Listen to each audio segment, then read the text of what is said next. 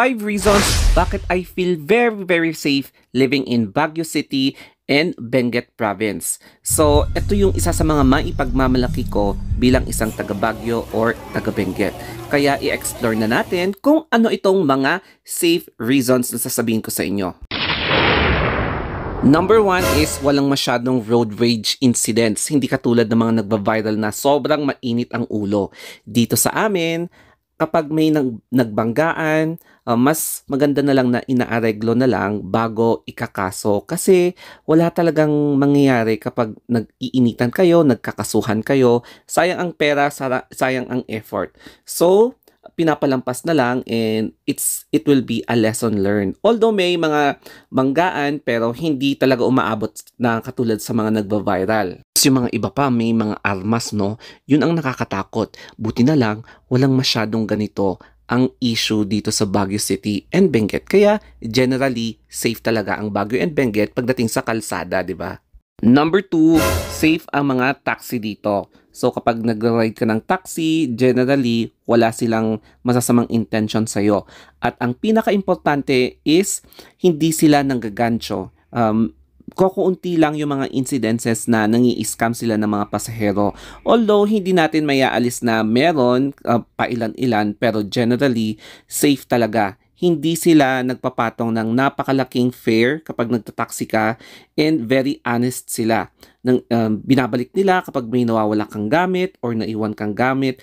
As in, napaka-honest na mga taxi drivers dito. Kaya no wonder, isa ang Baguio or Benguet sa mga safest na taxi dito sa buong Pilipinas. And I am very proud of that kasi totoo naman talaga.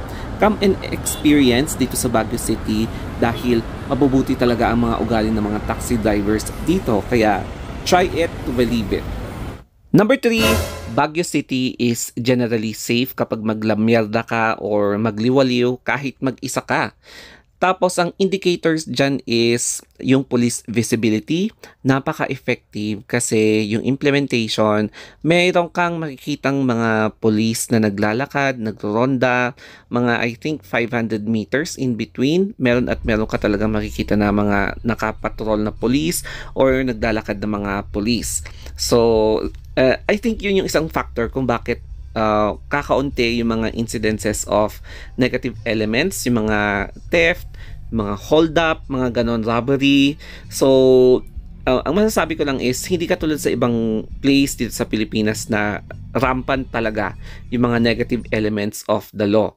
So, walang riding in tandem dito, as in, siguro kahit na meron, pero kakaunti lang. Pero syempre, mag-ingat ka palagi. Be vigilant, be secured, yung mga ganon. Tsaka, dapat talaga, always think about your safety. Alam mo kung sino tatawagan mo kapag may na-encounter kang negative elements. Number 4 is walang aswang. Nakakatawa man, pero yung kwentong aswang is nasa baba or nasa warm areas, yung mga tungkol sa mga maligno, ganon, or aswang, sigbin, ganon. Dito siguro may mga hindi nakikitang elemento such as mga white lady, black lady, mga ganon. Pero generally, walang aswang kaya walang risk na kakainin ka ng mga maligno dito sa Baguio City. O, di ba? So, yun lang. Although may mga spooky stories dito kasi nga dating, alam mo yon, parang tapunan ng mga biktima noong kapanahunan ng gera ng Japanese World War II. Kaya siguro hindi matahimik yung mga namayapa. Kaya lang talaga, wala talagang aswang or tik-tik na naghahasik ng lagim sa mga bubong, yung mga ganon. Yon. So, generally speaking, safe ang Baguio City sa mga monsters. Ayun. Although, syempre, no, sa mga supernatural, sikat na sikat ang Baguio City dahil sa mga nagpaparamdam na negative elements. Pero, syempre, always pray. Kahit anong mangyari, pray for your safety, for your grace, lahat or blessings na rin. Number 5, safe pa rin kumain dito sa Baguio City and Benguet Province kahit na recently nagkaroon ng diarrhea outbreak.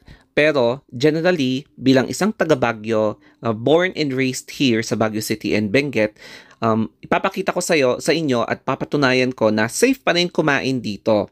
Although, yun yung challenge pero na-contain naman na. Naalis na yung problemang yon. Siguro naman yung mayor nagkaroon na ng initiative na ipa-seminar, especially about sa proper hygiene practice, food handling practice, and syempre, chinek lahat ng mga sewerage systems dito para mapanatiling safe talaga ang water source, yung food preparation, food service dito sa Baguio City, and syempre sa buong Benguet.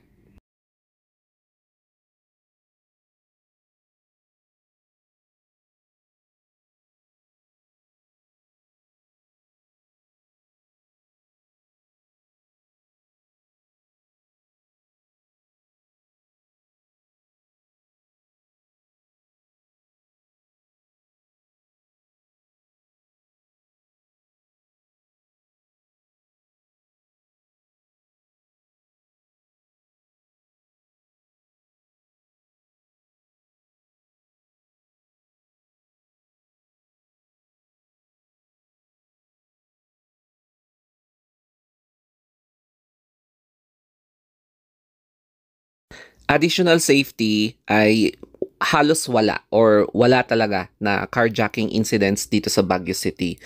Ang isa din sa mga mapapansin nyo kapag nagta-taxi or nagda-drive around dito ay may mga checkpoints talaga. So, kapag merong mga kawatan talaga na minomonitor nila, mabilis lang nila matukoy or matunton. Kasi kakaunti lang yung mga entry tsaka exit points dito sa Baguio as in. Kaya siguro yun yung reasons kung bakit lesser yung mga ganong insidente involving carjacking, mga ganyan. Pero pagdating naman sa carnapping, siguro meron din, pero hindi siya ganong karampant katulad sa baba. Anyways, ganito ang beauty ng Baguio City and Benguet kapag gabi. So ayan no, parang mga alitap-tap, ang daming mga lights coming from homes o kaya mga neighborhoods sa mga mountainous areas no. Kumbaga parang kakaiba yung landscape na makikita mo dito. It's very nostalgic.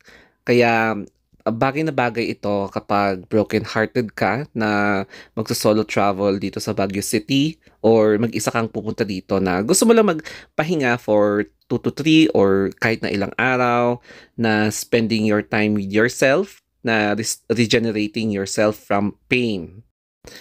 Tsaka dito, mas clearer yung view ng buwan. So, kapag nandito ka sa Baguio, tapos clear yung sky, alam mo yon, maganda mag-picture, mag-stargazing dito sa Baguio kasi nga, mas malapit tayo sa langit. Oh, di ba? Ganyan. And, syempre, kapag gabi, ganito yung landscape ng Baguio City. So, kahit na walang masyadong tall skyscrapers dito, ang ganda ng view. Kitang-kita mo talaga yung mga mountainous na tanawin dito sa Baguio City. Tapos, medyo tahimik siya. Yan. So, nakauwi na kami dito sa Baguio. So, magbumuni-muni muna na tayo ng konti bago mag-rest. And, hindi nakakasawa kapag pagmamasdan mo yung tanawin dito sa Baguio. Lalong-lalo na kapag nighttime. Ayan, nakaka-relax, no? Sana nag-enjoy kayo dito sa aking video. Yung mga top reasons bakit I feel safe dito sa Baguio and Benguet Province. Kaya lang hindi rin talaga natin may iwasan na maiisahan talaga tayo ng mga kawatan because may mga experiences din ako from the past. So, ang lesson dito is always mag-ingat. Ingatan nyo ang safety nyo. Tapos, pahalagahan nyo yung mga gamit nyo, lalo na kapag may worth yan.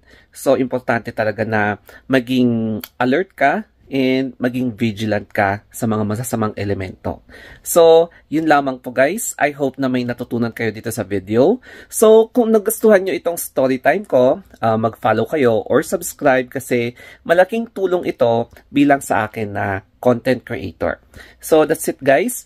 Always remember to stay safe and always visit Baguio and Benguet kapag may time naman kayo.